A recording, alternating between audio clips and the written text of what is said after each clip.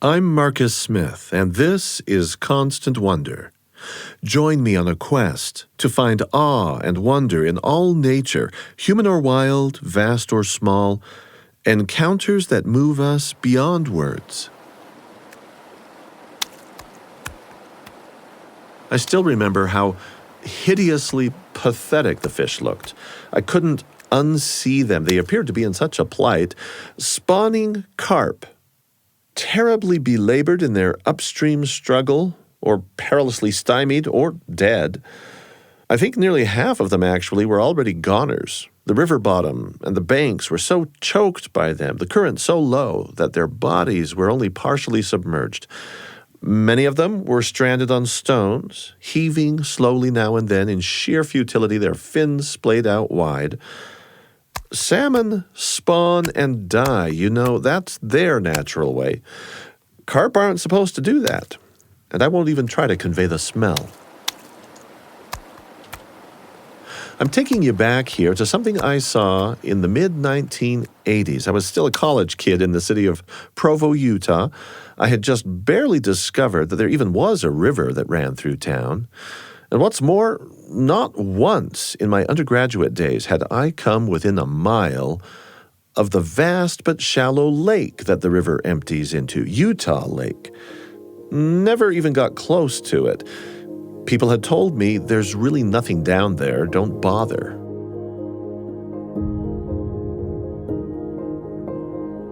The short story about these carp is that something about nature had gone really haywire. Well, several things had gone haywire. For starters, the carp, I would learn, were from Asia, not at all native.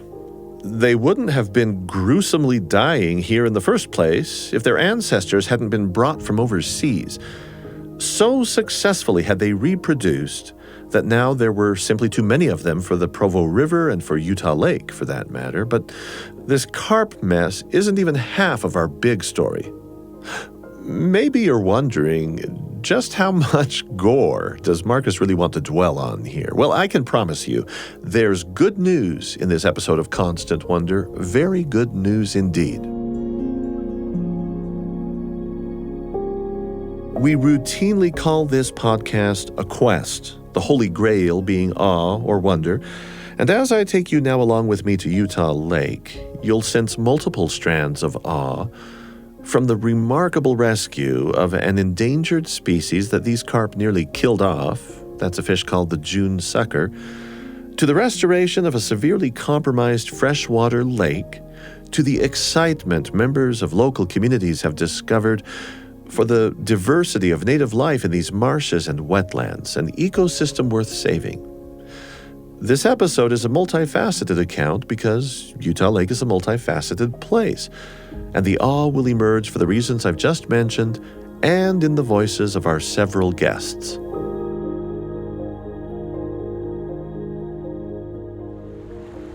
When you've got a boat as slow as ours, it's hard to get from one end to the other end in one day. It is 150 square miles, so huge in surface area. What's unique about the lake, in addition to being so large and natural, is that it's also really shallow. So the average depth of Utah Lake is about 8 or 9 feet. 150 square miles, or 95,000 acres, your preference. It's simply one of the largest freshwater lakes west of the Mississippi. For Josh Lamont, a geology professor at Brigham Young University, when he was taking sediment samples one lovely fall day last year, the lake was way too big. My wife was about 9 months pregnant, and we were on the south end of the lake, and I get a phone call from my wife, and the first thing she says is, "Don't panic, I'm okay." And I was like, "Okay, what are you going to tell me here?" And she said, "Well, I just met with the doctor, and I have to go to the hospital to do some additional tests. Something's not right with the baby." And I thought, oh my goodness, okay, well, it's going to take us an hour and a half to get back to the marina from where we were. And that's not even as far as you could be in the lake. And that day, the lake felt very, very big to me. Eventually, we did get back, got to the hospital, and luckily everything was okay. But certainly that added some expediency and some real emotion to how big the lake can feel. Josh Lamont talking to a few of us from the Constant Wonder team. He graciously took us out on Utah Lake in his research boat as we were first dipping our toes into this whole matter.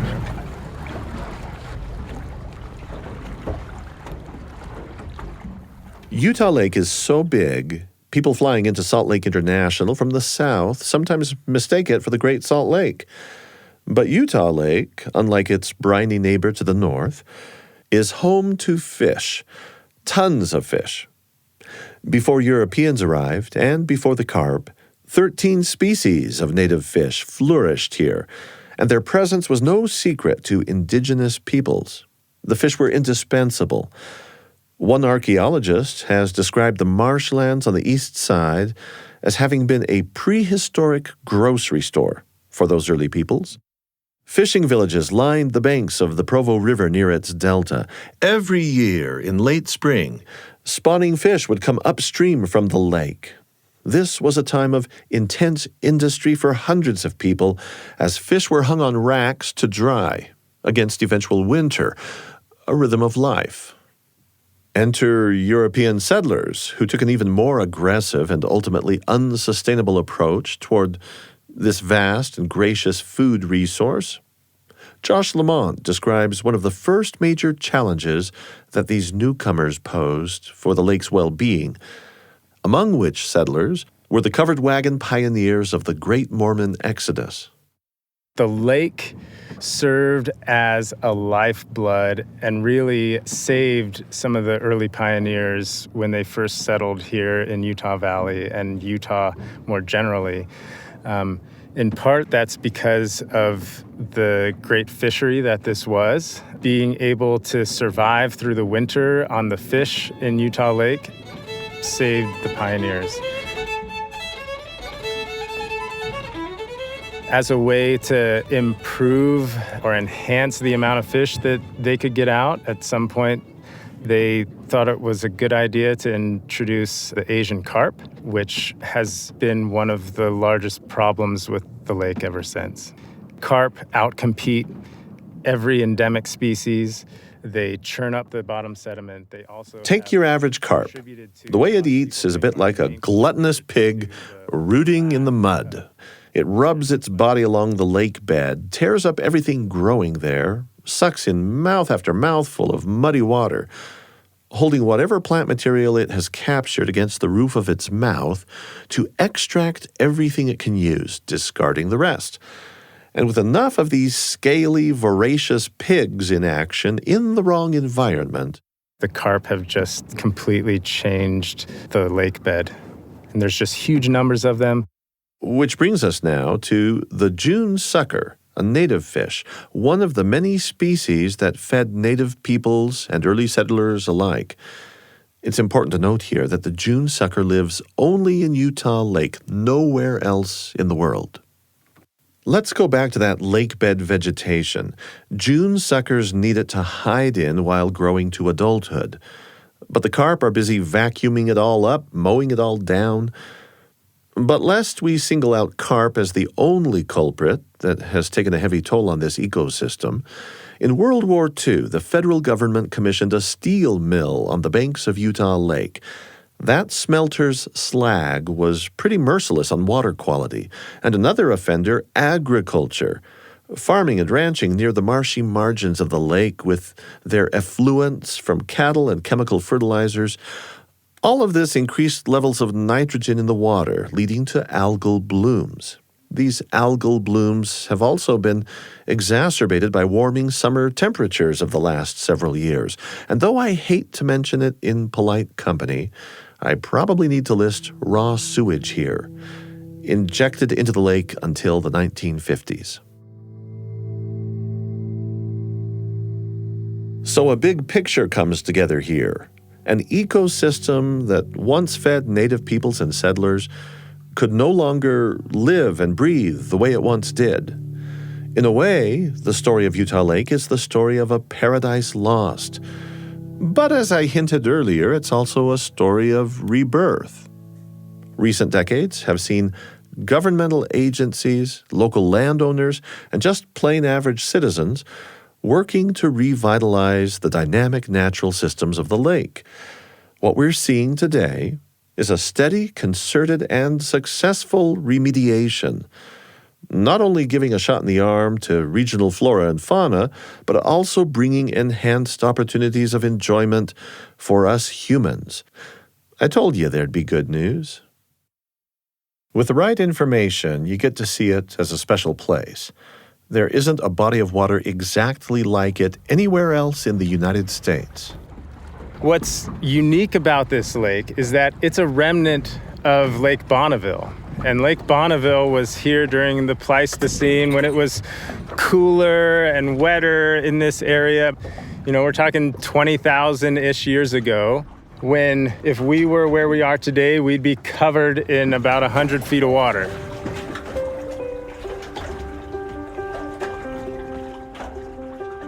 Lake Bonneville was 325 miles long from end to end. As the crow flies, that's about the distance from San Francisco to Los Angeles. I probably said that too quickly. From San Francisco to Los Angeles. If you ever find yourself in one of the several connected valleys where Lake Bonneville used to be, you can look at the foothills along the mountainous periphery and still see an ancient shoreline there, a geological bench that runs horizontally at about 5,000 feet elevation. Josh Lamont again. Lake Bonneville was massive, this huge inland sea. Yeah. The story I hear, and you can tell me if I'm remembering this right, is that at some point it all drained out to the north and cut down where the Snake River is up in Idaho. Does that sound right? So it's really a cool history. The Snake River meanders across southern Idaho and out towards the Columbia River. And it was diverted many, many years ago. I think it's around 30,000 years ago. There was a active volcano. And that volcanism is what led to the water being diverted and then gathering here in what was Lake Bonneville. And so it covered here in Utah Valley, the Great Salt Lake, the dry Sevier Lake, and extended out into Nevada, just this huge interior sea. So Lake Bonneville hung around for a while, but then eventually the natural dam that allowed it to form failed. And that's when we had this massive flooding that occurred along the Snake River and cut some of those deep canyons in the Snake River Plain now that you see. If you go up to Twin Falls in that area, there's some really cool geologic features. You see big boulders seemingly in the middle of nowhere, and it was because all of that water from Lake Bonneville broke through that natural dam and then pushed with immense force out towards the sea. Eventually it dropped to the point where the water no longer flowed out and the climate grew warmer, it grew drier, and lake levels diminished. And eventually that's where we end up now with the remnants of Lake Bonneville, which include Utah Lake and the Great Salt Lake. All of that geology is ancient history. But Josh was keen to point out that geologic change is something you can watch here almost in real time. For instance, at a place out in the lake 5 miles from Provo named Bird Island. Bird Island's a really interesting geologic aspect of the lake. So along the lake bed, there are several springs, natural springs. So you think about the water coming into the lake as just that from the rivers, but actually there are lots of springs that are coming in and bringing groundwater into the lake. And down at Bird Island, that's actually a geologic formation called a tufa, where the spring water comes into the lake, and its chemistry is so different than that of the lake that it actually causes rock to form. And so those rock formations, or tufa, are what created Bird Island. There are other instances of this phenomenon along the lake shores as well. Mineral springs contain minerals, you know. They drop out, they settle down, and create those rocks. That's cool. I like that. Yeah, it's very cool. And it's cool because you can see it happening, right? We think about geologic time, that it's slow and you can't see it. But the truth is, you can see it all around you. Ecological restoration, or at least remediation, to fix problems that the lake has faced in modern times, well, that all hinges on the human care and affection the lake receives. And we're going to talk about that in just a bit. First, I want to spend some time with you considering why and where and how that affection might arise in the first place. Utah Lake has held a special spot for Josh Lamont ever since he was a college kid at BYU back in the mid-2000s.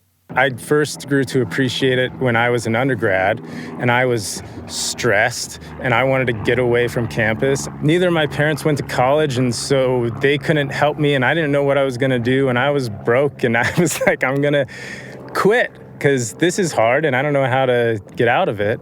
But I remember coming down to the shores of Utah Lake and just sitting down in the bulrush and the other wetland plants and just listening to the birds, listening to the water lap, and letting that reset my body and my soul in a way to a more natural cadence.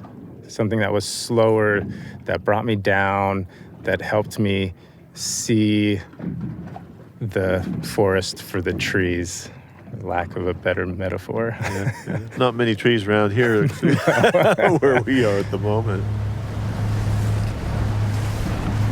This is a whole new perspective. I've never seen the valley from the middle of the lake. I've never been on the lake, actually. Yeah. Well, after living here for 4 decades. Yeah. Never been on the lake. Man. That's shameful. Well, and it's not uncommon, though. So many people that live in Utah Valley have never been on Utah Lake. In large measure because it has a murky reputation. A reputation for being literally murky.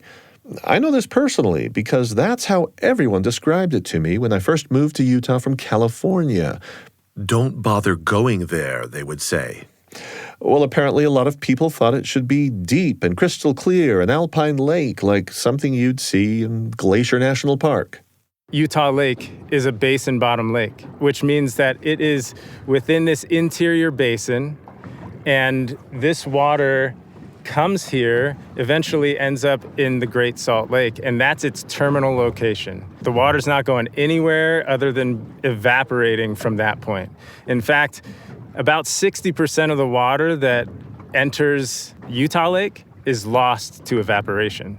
It's just like when you boil some water, right? If you've ever boiled water or you've left your pot boiling and you forget about it, and then eventually you come back and you say, wasn't there water in this pot? And there's some salts in there, right? You see that white ring, and that's the salt that was in your water. You didn't see it in the water, but it was there. And now that the water's gone, those solutes, those things that were dissolved, are left behind. And so Utah Lake, we see that happening here every single day, where water comes in through the many different tributaries and gets deposited, and then more evaporates. And so as the water evaporates from the lake, it leaves behind some of those solutes. And so those solutes, in addition to the ones that are just coming in through the sediment that's coming from the rivers, those all add minerals to the lake. And this lake is very mineral rich. And those things are what contribute to some of the murkiness here. Even if Asian carp had never been introduced, Utah Lake would still have a soft, silty bed. It's a dark lake. You can't see the bottom, even though it's super shallow. And if you fall in a spot that's not over your head, when you come up again, you'll find yourself standing in several inches of soft, squishy mud. Your feet rarely touch anything firm at all. We met a few people at the lake one morning, and we talked to them about the lake's reputation. Here's Feyan Hoffman. When you ask the average Utah person, they don't really have a great perception of Utah Lake. They kind of think that it's dirty or the algal blooms are a problem. And I think that's kind of sad because I was maybe in that place at one point. You see, I'm not alone. You have a public that wants Utah Lake to be Lake Tahoe. Yeah. But it never has been and never will be. It is its own system. Does this place have a character? I mean, Utah Lake is moody. I would definitely say that. Are you just being figurative? No, I mean, it can look very moody out here. Even from where you may sit in Provo, you look out on this water, you can see the storms moving in, right? When you're out here on the water, it certainly feels moody because a little bit of wind can change it on a dime. You can go from glass-like waters to something that's really choppy and lapping up and making you a little nervous in no time. And I wonder, is it just inherently moody, or is it a little bit moody because of how we've treated it, right? Or maybe it's not getting what it needs. You think, like my toddler, if they're hungry or thirsty or tired, then they're exceptionally moody, right? So how can we, as the society that utilizes this great resource, try to provide for this resource that's providing for us? In just a moment, more on that species I mentioned called the June sucker. This native fish exists only in Utah Lake and was very nearly driven to extinction after the carp were introduced. The race against time to save the June sucker has led to a radical riparian restoration effort near the very same spot that turned my stomach way back in the 80s when I witnessed what seemed to me like thousands of carp plugging the Provo River. As you'll see, concern for this single endangered species has sent welcome ripple effects out into the entire ecosystem with implications for what this place is going to be in the future. We're about to find out what things look like when people start answering that call Josh Lamont described to give back to the lake what it needs. I'm Marcus Smith, and this is Constant Wonder.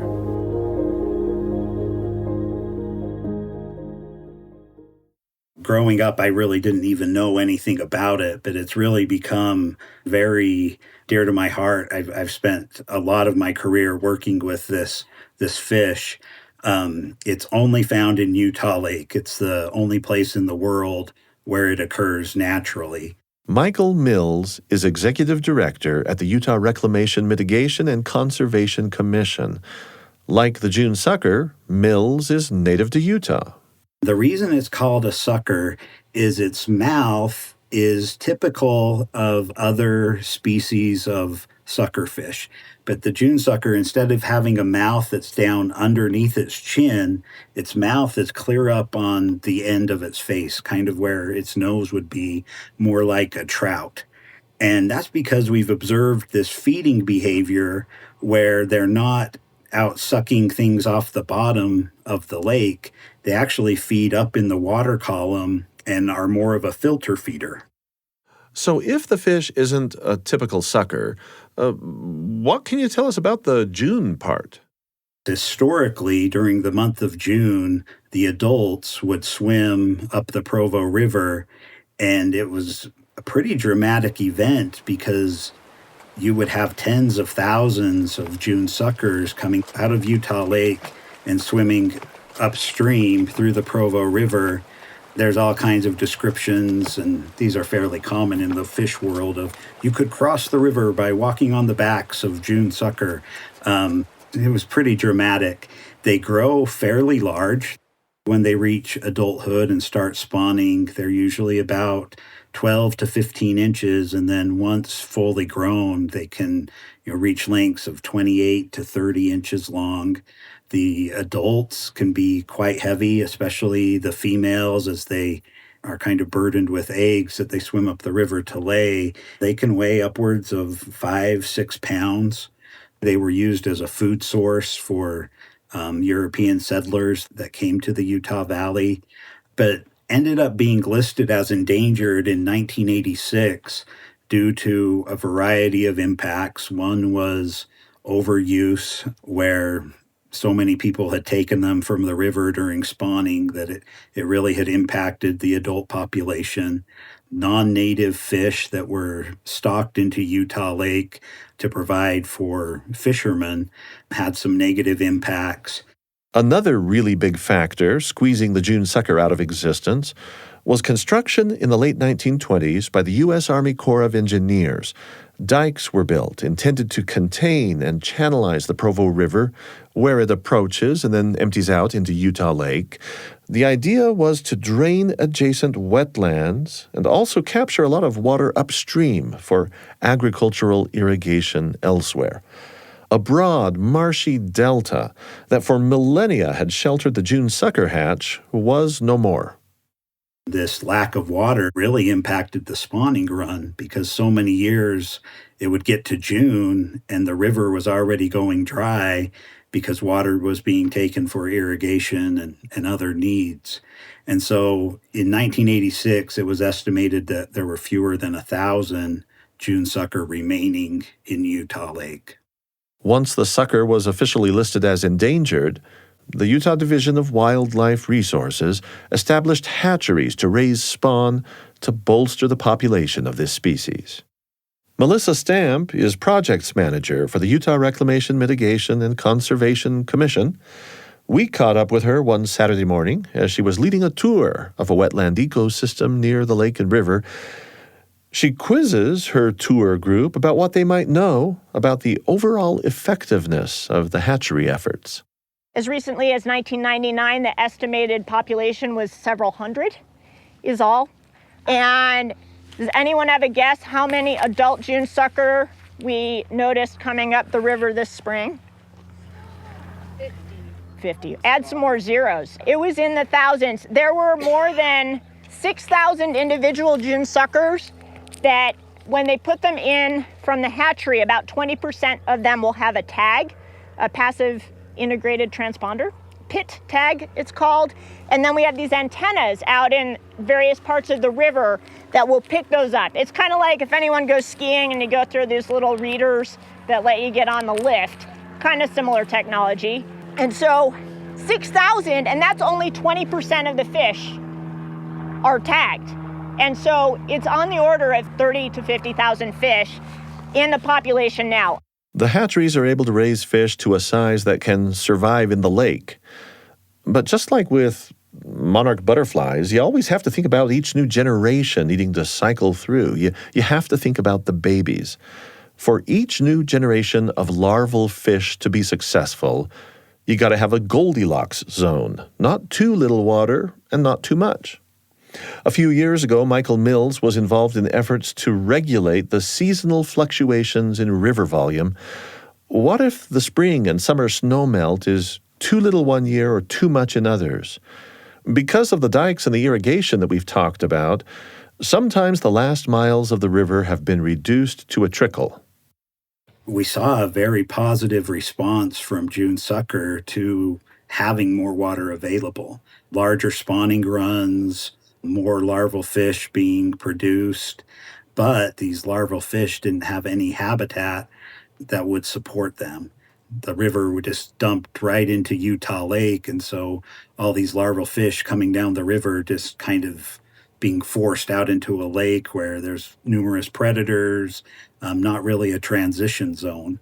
And so in 2008, we made the decision that we needed to restore a delta habitat where the Provo River connected to Utah Lake. It would take the commission 12 years to plan, design, and acquire the land needed to put in a new river delta. And it was no small snag that farmers by that point had been using the drained wetlands of the former delta for almost a century. 260 acres of farmland were purchased. Then, 4 broad channels were dug by machines. Think of these as streams braiding their way here and there, bending, turning, crisscrossing each other. These meandering channels were each about 40 feet wide, and they varied in depth from 8 inches to several feet. And shallow ponds were put in next to these channels. That was also part of the plan. There's so many predators in Utah Lake, and what the delta provides is shallow water with vegetation in it. So a little fish can head into a group of plants to try to hide from a walleye or a white bass that could be trying to eat it. The other conditions that these ponds provide is the water gets a little warmer. I don't know exactly what it is about June sucker, but they seem to do a little bit better when they have a little bit warmer conditions to be able to grow, meaning they grow a little bit faster, probably related to the amount of food that's available to them. And if the Asian carp are also a mortal enemy to young June suckers, it's not because they eat them. The carp just leave them no place to hide. Then other fish can pick them off. There's yet another tool being used to address the carp problem. For the past 15 years, the state of Utah has hired fisheries to get involved, using nets up to 600 yards long. Josh Lamont. The state comes out here every year and harvests carp in large numbers just to keep the population down, so much so that I think it's somewhere around the equivalent of 10 blue whales have been extracted from the lake in terms of the Asian carp body mass.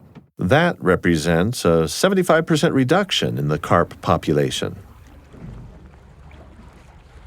The purpose of Melissa Stamp's frequent tours down at the river delta and lake is to explain to local citizens what's going on with this delta restoration and to show the progress that's been made.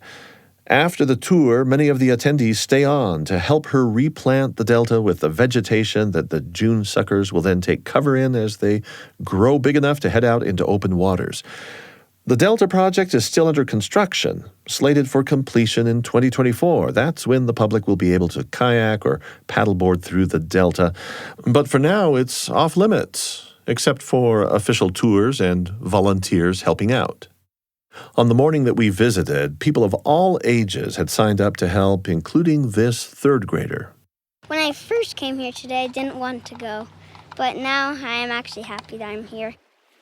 This is like an artificial river, like people built it, I think, and we're just trying to clean up all the trash and planting some trees and putting the seeds of the plants. It's good for the lake, and then animals can live good here. It's an ambitious project, not widely known really. Several of the volunteers actually stumbled onto the opportunity to come down and see it. Here's one of them, 23-year-old Anna Monson.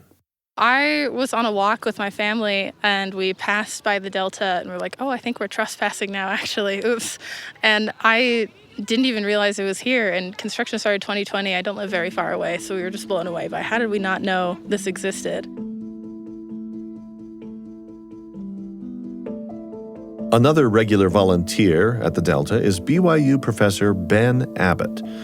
He studies ecosystem ecology in the Environmental Science and Sustainability program, which is to say that a big part of his expertise is the matter of how humans use water. So this might be precisely the kind of place for somebody like him to hang out.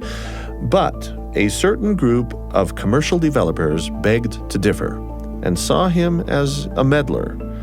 While efforts were underway to restore the Delta, Abbott found himself the target of a big legal battle. Was he or was he not at liberty to speak up about these land developers and their plans? A group who wanted to radically change the entire lake. That chapter of our story in just a moment. I'm Marcus Smith, and you're listening to Constant Wonder.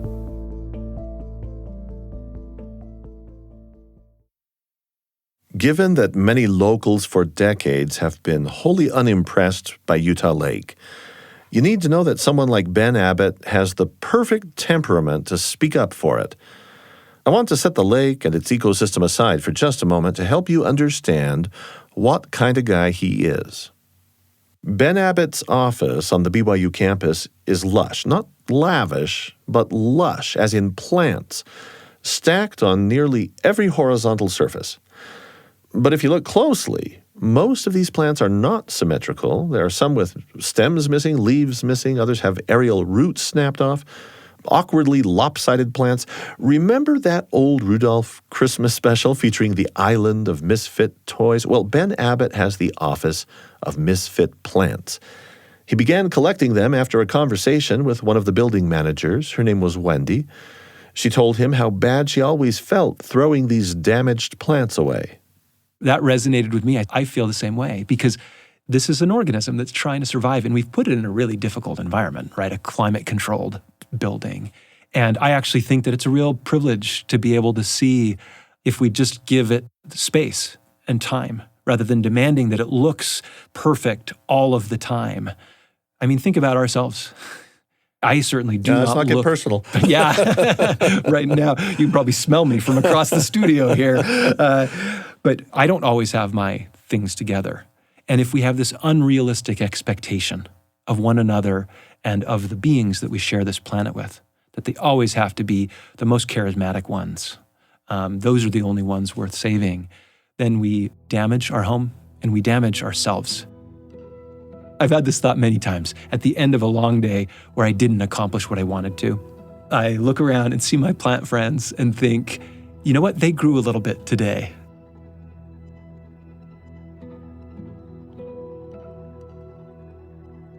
Ben Abbott grew up in Orem, Utah. That's one of the cities adjacent to Utah Lake, and unlike me, Ben has spent a lot of time in the water there.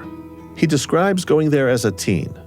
I remember at night wading out into the lake, and you can wade out 3/4 of a mile and still only be up to your chest. So being immersed in this water, feeling the sediment down below my feet, and then the night herons would start to hunt and fly right over your head. Really extraordinary. And again, as a young person, it was extremely centering and healing for me as I tried to figure out how I fit in. But the lake was as much a friend as my schoolyard companions were.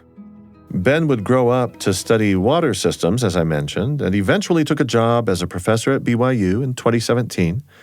He ended up the target of that lawsuit after he spoke out publicly against an ambitious project to dredge the lake and use the sediment to create dry, developable real estate. We're talking about a gargantuan undertaking, 18,000 acres of man-made islands. The engines were churning on this idea around the time Ben started teaching. The very first class that I taught was a watershed ecology class. And the students had to find a project that they were interested in. And they coalesced almost immediately around this proposal that had just been made public that fall.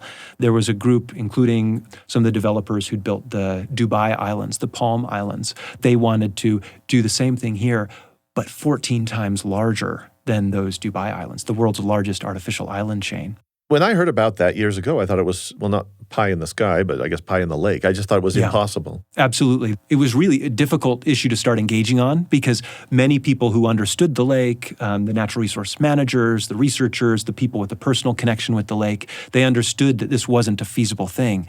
They thought it would just collapse under its own weight. And so people didn't speak out as much as we could have at that time because it felt like, okay, this will just resolve itself. But you did speak out at some point in a way that miffed the developers? Yeah, the students and I developed a project. We engaged with the developers and actually had a pretty good working relationship with them. In 2017 and 2018, we participated in panels together talking about the risks and potential benefits of the project. They were calling it a restoration project, but restoration, of course, means to go back to a natural state of the ecosystem, this was a radical reengineering. Right? They wanted to deepen the lake and create 20,000 acres of new land and house a city of up to 500,000 people on the lake. 500, that's 500,000. 500,000 people. It's more people than live in Utah Valley today. It would have made this lake city the largest city in Utah, larger than Salt Lake City. So there were real concerns. But we felt like it was a really healthy conversation. You know, when we have big decisions to be made, it's so important that we have open and free discourse. That every citizen, whether they have a background in lake ecology or if they are simply a person that enjoys that ecosystem, has a chance to speak up. And that was going on in 2017, 2018. But unfortunately, the project kind of went into stealth mode, new leadership took over, and in 2021 is when we learned that they were actually pretty far along in their planning and had commitments from multiple people and investors and some people in state government to push this project forward. I followed the story all the way through. I'm just going to, spoiler. It's worse than a spoiler. This is cutting to the chase because the threat is over. You're no longer threatened or intimidated because nobody is now threatening or intimidating you. They had to go away. Yeah. So they sued me for my criticisms of their project. They said that I had defamed them and interfered with economic opportunity. Thankfully, there is a free speech law in Utah, an anti-SLAPP statute, that allowed us to respond to that lawsuit and actually recover attorney's fees as well and receive damages, though the company never paid any of that. They were able to declare bankruptcy before being held accountable.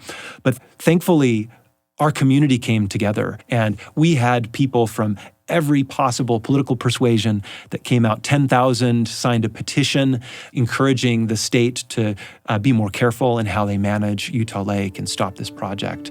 And indeed, the project was rejected by the state. When this all finally came to a close, there was a day you decided, I'm going up a place called Big Baldy to the top of a snowy mountain in the middle of the winter. I followed what you were writing about that. Can you share a little of that day? Yeah. I had never gotten a parking ticket before or a speeding ticket. I had zero experience with the legal system. And when this lawsuit was dropped off, it was actually my wife who ended up, she was at home and received this and opened it up and saw, we're suing you for $3 million. It was absolutely terrifying to me and to our family. And after over a year of battling this and learning the legal system, it all came down, I think it was a Tuesday, when we were going to have the final hearing with the judge, when she was going to rule on the lawsuit. And my friend Greg Carling sent a text message really early that morning and said, hey, do you want to go skiing? And I thought, this is the last day that I want to go skiing. But I also had this feeling of, hey, maybe this is the most important day for me to get a little bit of headspace. And so we left very early in the morning and skinned up a mountain called Big Baldy. And it was snowing really heavily in town when we got to the base of the mountain. So maybe you couldn't see the lake on that day. It was so interesting because as we got higher and higher, it got brighter and brighter. And finally, when we got to the top of the mountain, the clouds did part for a moment. And there was this sense of connection with my home, God's creation, as well as a connection with my Creator, where I just really overwhelmed with gratitude and had this absolute assurance that all of us are learning, all of us are imperfect. We're trying to help, but we make mistakes. This is in my hands. That was the sense that I got, and really had a feeling of peace. I had this sense of, okay, we'll see what the judge determines. She had listened to both sides and reviewed all of the documents and evidence that we've put forward. And to hear her then rule that, yes, Dr. Abbott, you are completely in your rights. It is legal and appropriate and even needed for everyone to participate in the public dialogue, and then throw out their case against me felt like it was a really important step forward. There have been moments where I felt so frustrated and felt like so much of my time was wasted, time that I could have spent with students. I could have been more present for my children, for my wife. There absolutely was a lot, and continues to be sometimes, resentment in the sense of, why did this happen to me? Not that I'm special in any way, but I was trying to help, right? And instead, I've really had a shift in my perspective. And this came to me there on the mountain and many other times, this sense of, why am I here? Am I here simply to do another study and to build my career? Or am I here when the need arises, when somebody does need to speak out, that I can step forward, even if that's inconvenient, even if it comes at a large personal cost?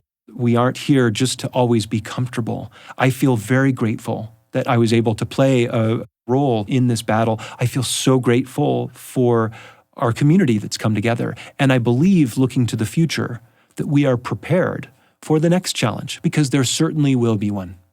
And I think that we're beginning to realize how important our stewardship of our home is.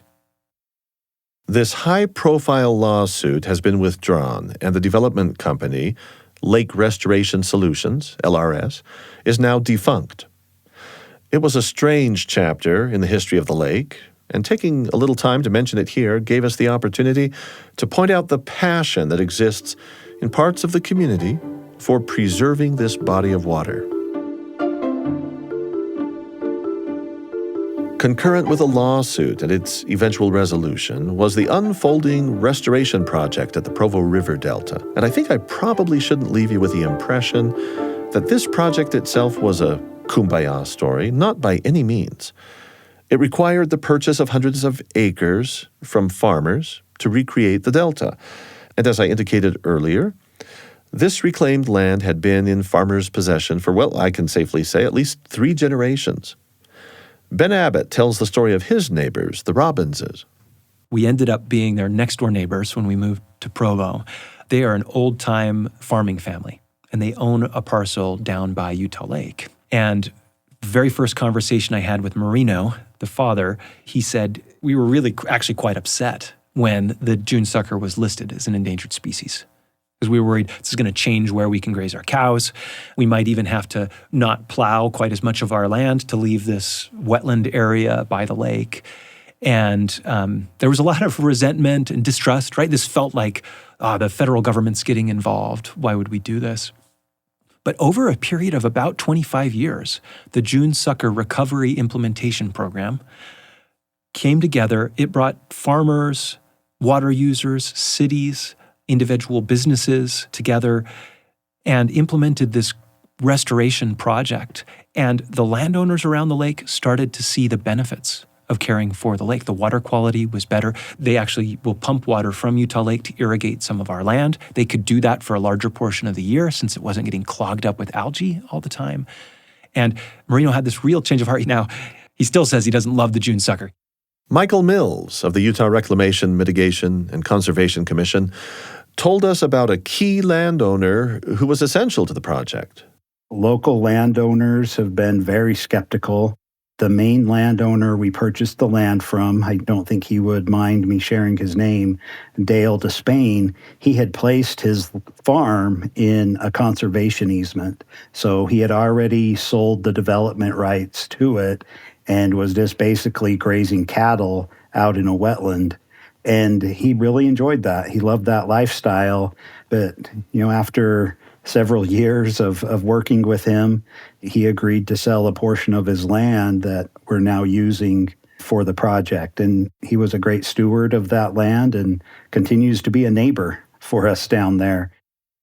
At times, he hasn't been fully on board, but he's one of our closest onlookers, maybe even cheering us on a little bit. He provides a lot of feedback, and we interact with him all the time. What made him change his mind? It came down to him knowing that the land wasn't going to become apartments or storage units or anything like that, that it was a little bit of a legacy for him because he had preserved it for decades under that conservation easement. And our project wasn't going to be a huge change on the landscape. And then we were also able to purchase land that was adjacent to his from one of his neighbors. We did a land exchange where he ended up not having to give up a ton of acreage. He was almost made whole when the project was complete. I'm actually familiar with the Despain family, and I asked Dale if he had any appetite to share a few remarks on tape. He graciously declined, but spoke with me at length, and I came away loving the guy. He models a healthy view that not everything is clear-cut in life. Wisdom of age helps him avoid seeing black and white.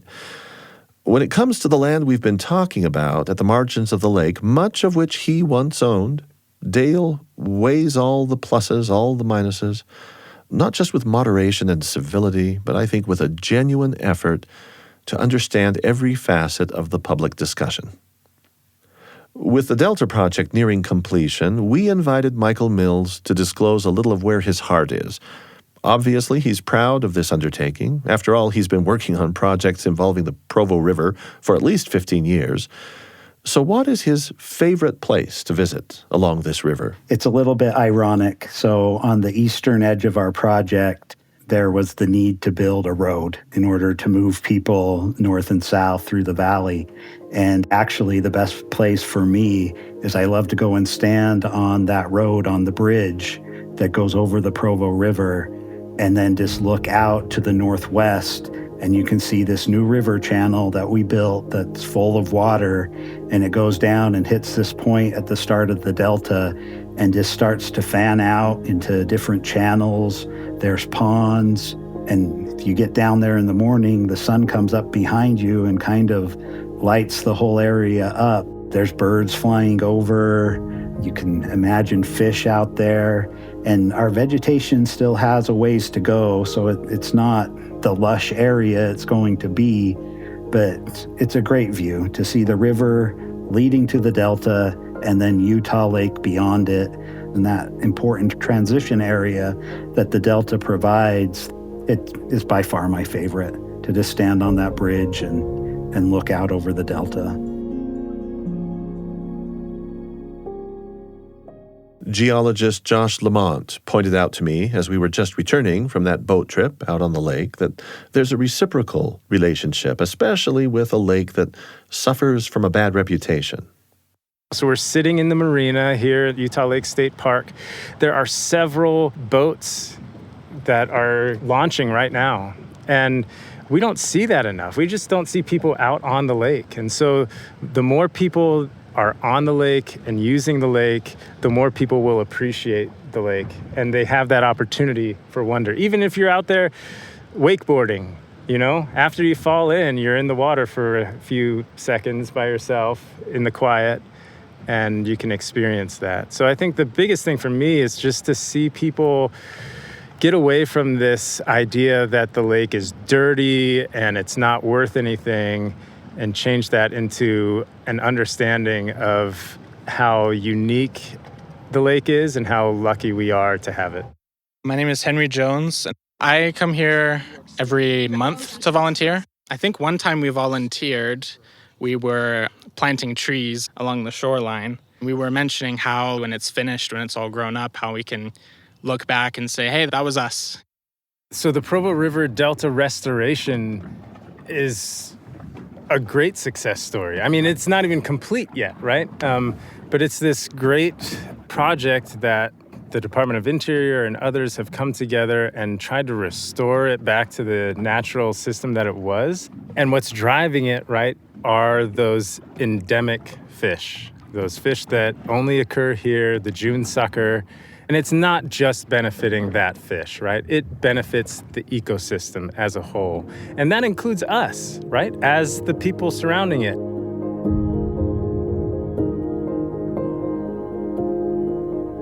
Our guests in this episode have been Josh Lamont, a geology professor at BYU, Ben Abbott, a BYU professor of plant and wildlife sciences. From the Utah Reclamation, Mitigation, and Conservation Commission, we heard from Michael Mills and Melissa Stamp. And from volunteers who felt drawn to this restoration project, if you've got a story from your neck of the woods or your end of the lake about awe, hope, or restoration, we'd love to hear about it. Email us. Our email address is constantwonder@byu.edu. This episode was produced by Tenery Taylor with help from Audrey Hughes, Brian Barba, and Mamie Teeples. Sound design by Dallin Jepson and Mitchell Towsley. I'm Marcus Smith. Constant Wonder is a production of BYU Radio. With this episode, we've arrived at the end of Season 5 of Constant Wonder. But rest assured that Season 6 isn't far off. We're already working hard on it. Season 6 launches September 20th. If you enjoy what we bring you, please leave us a 5-star rating. And if you listen on Apple Podcasts, share a review. It helps spread the word and share the wonder. We'll meet you back here September 20th.